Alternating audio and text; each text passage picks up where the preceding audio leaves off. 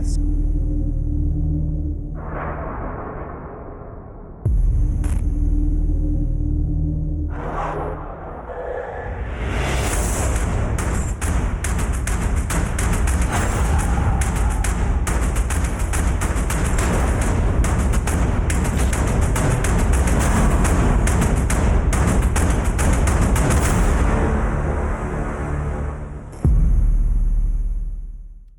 Ladies and gentlemen, welcome to the second Halo World Championship North American Qualifier. I'm, of course, Benson, and joining me today, we have an extremely special guest. The man himself placed 17th through 32nd at HGP2 in 2002.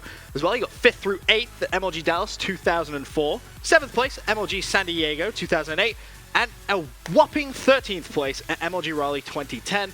If you don't know who it is, of course, it's the GOAT himself. It's Walshy. How you doing today, Walsh? Doing well. I'm Good. glad you got my highest accolades in there. I mean, absolutely. A lot of times people forget how well I did at AGP2 in 2002. 17th and 32nd. That's, MLG does their research, so that's impressive placement right there, Walsh. But of course, in all truth, I was doing some research myself, just curious. You know, I came to the office today. I was like, how many championships did Walshy actually win? And it turned out it was actually a lot. I was going to actually introduce you with every single championship he won, and I realized that the show would just be like an extra 20 minutes on the introduction, so that's a bad thing. But anyway, good day, Walsh. Of course, how was your holidays? Good so far? great. Yeah, spent a lot of time with family and friends over Christmas. Was up north at a friend's cabin for New Year's. Nice. Can't complain. Was relaxing quite a bit. Awesome. Of course, today, What about as you? I said. Oh, mine was great. I spent Christmas back at home, England, with the family. Then went to Miami for New Year's Eve, which was interesting, celebrating New Year on a beach. Something different for me, but I yeah, it hate was to good. one-up you. So you said you went to Miami for New Year's. I actually went to Miami for New Year's 2 years ago, except I went there to spend it with my boy Ludacris at Red Bull Sound Clash, so that was sick. But Just had to go. Anyway, thanks, Walsh. Made me feel real good. But today, of course, we'll be doing the HWC North American Qualifier number 2. We should just give you guys a bit of a recap, a breakdown of exactly how the HWC is working out. Of course, it's been broken down into different regions. We have the UK qualifier being ran by Gfinity. They've been doing an awesome job so far. You can catch theirs Sundays, which was actually just before we went live. I think it's actually just finishing up. Of course, ESL going to be doing the Brazilian qualifier, the Asian qualifier, the Australian qualifier, and the European qualifier as well. So they have a lot of stuff going on over there. Of course, the dates on your screen. And of course, us here at Major League Gaming doing the North American qualifiers, which is obviously now Sunday, as you're watching. The way the tournament works, though, we have online ladders, which you can compete. If you win in those online ladder games, you get 5 points per game. Then, of course, that's going to help your seeding in the bracket today, and top teams go through. Simple as that. But here we see the North American qualifier, the exact format. It's a single elimination bracket. It's 4v4 HWC official rule set. Best of 3 up until the semifinals and grand finals, which will be a best of 5. This is the second of 6 qualifiers. The top 15 teams based on cumulative points qualify for the North American finals. And the last spot, the 16th spot, will be awarded to the team who finishes first in the last chance qualifier. Walsh, I have to ask you, a player of your expertise, how much pressure is going to be on those teams in that last chance qualifier? There's a lot of pressure, but at the same time, there are going to be so many confident squads out there that says, guess what? Our back's against the wall. It's do or die moment right now. We can make it right here. So in some cases, it's actually the exact situation that some of these clutch squads need. I remember our team, I believe this was 2012. Trying to think, it was the, man, I can't remember all my teams I was on. It's changed around quite a bit throughout so many years, but we made it. It was me. I think we went as Classic. All I know is me, Chig, Soldier, and SK. And we just need the right amount of points at the last chance qualifier. We barely beat out a couple other squads and made it to the Nationals. We had a really disappointing finish there, not going to lie. But the whole point being is backs were against the wall and we were able to clutch it up. Got there in the end, that's what matters. And of course, there will be some prizing as well today. There's $1,000 on the line, as there will be in each qualifier. But more importantly, it's the points the teams are playing for. First place walks away with 5,000 points per player. Second, 3,000.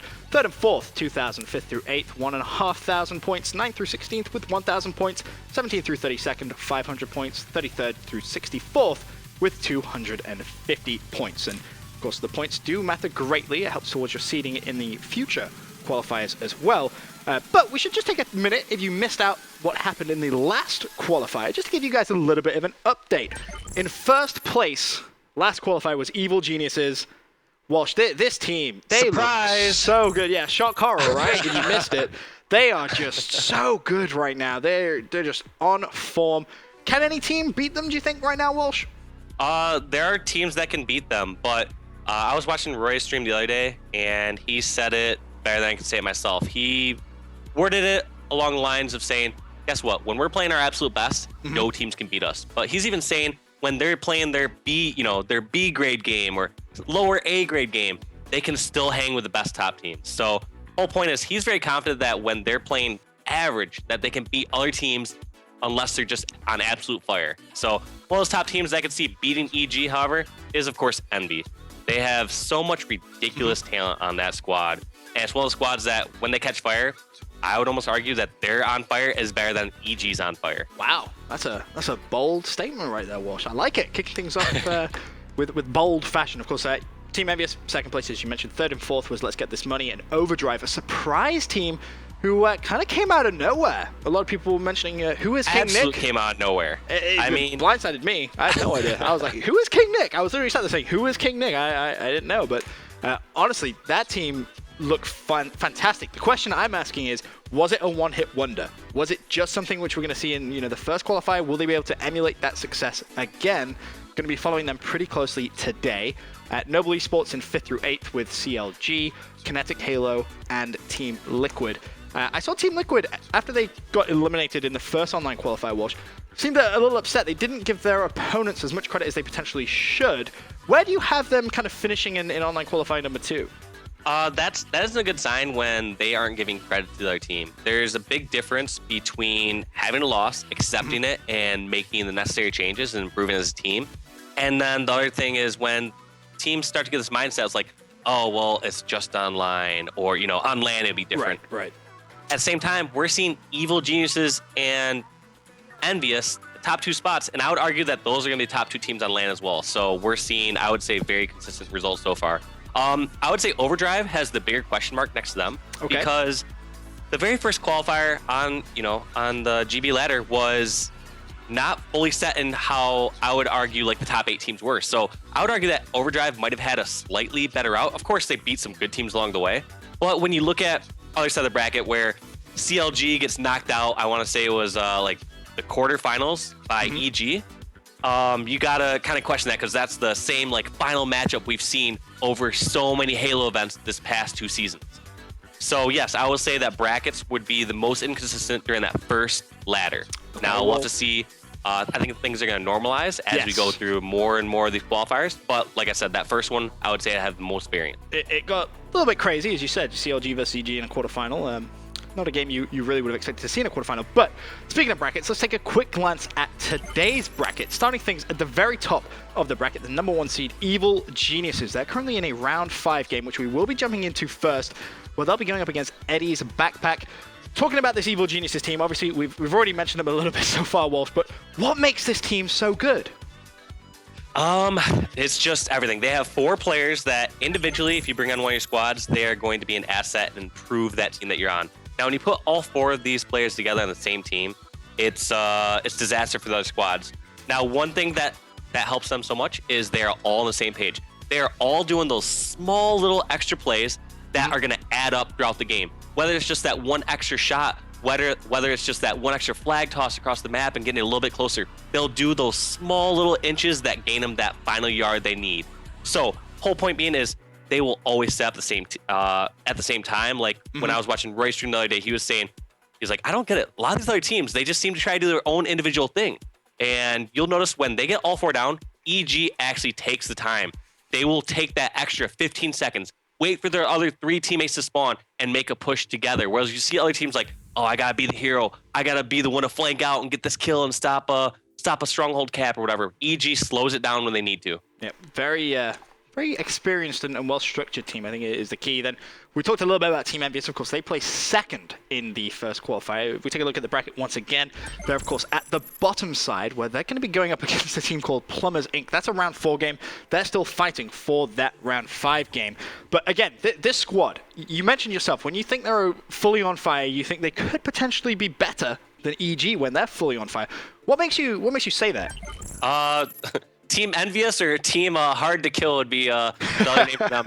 When I think of players like Bravo said it best. When you talk about Pistola, he like when I studied physics, you learn about something about the path of least resistance, and that's how electricity gets to the ground. Now, what Pistola has, he has built-in path of least resistance where he knows how he can get away in every situation. He knows there could be 3 enemies near him, but he's like, guess what? I'm going to somehow slip around this corner, jump above this person, run away, and get away somehow. Look, Pistola has some freak wizard magic, man.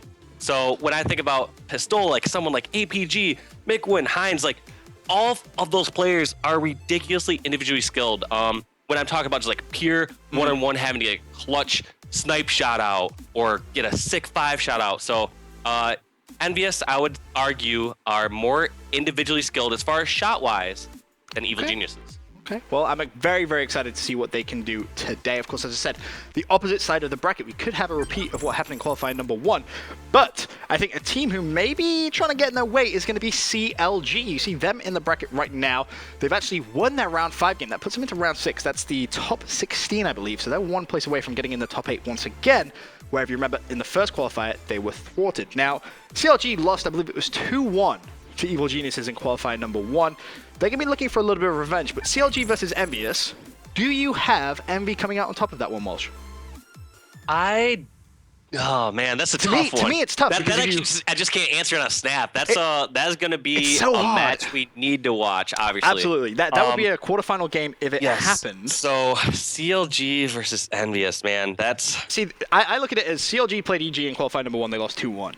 Then when EG played Envious, EG just kind of clean sweeped them. So the way I look at when I look at at Envious, I look at them being, like I said, having much higher highs, but also lower lows as far as their capabilities as a team. Okay. I look at CLG not having as much variance as that squad because they, you look at someone like Ogre 2, he's always going to make the correct plays. When I think of someone like Royal 2 and Snakebite, I think of much more consistent players with ridiculously good shots. And I think CLG's placings have proven it over the last 2 seasons. Yes, they have that new addition of Frosty over Cloud. But at the same point, they've consistently always placed at the very top. They've been at the finals of the last 2, season championships. Right. So I can't foresee them.